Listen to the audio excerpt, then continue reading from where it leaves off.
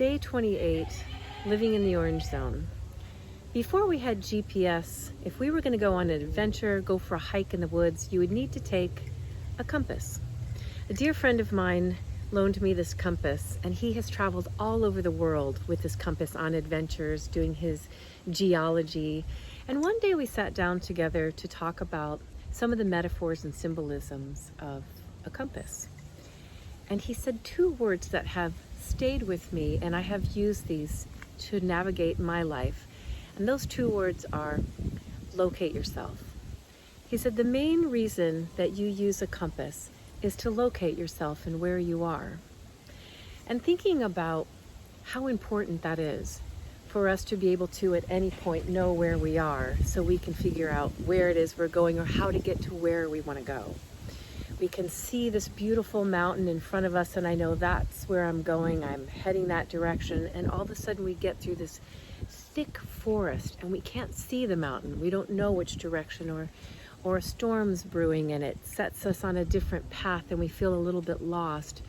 Using that metaphor for life, how often have you felt a little bit lost on your path? Or like you're walking through a patch of really thick trees and forest and you can't see your way through. And what does it mean to locate yourself? So thinking about this is simple for me. I remember a time in my life where I felt lost, and I was physically in my car driving to my normal destination, and something in me just felt lost. Like I knew where I was going, and yet in my heart, my emotional, my spiritual self didn't know where I was going. And I had the sense to say to myself, Di, you need to locate yourself right now. Where are you? What's going on with you? Where are you going?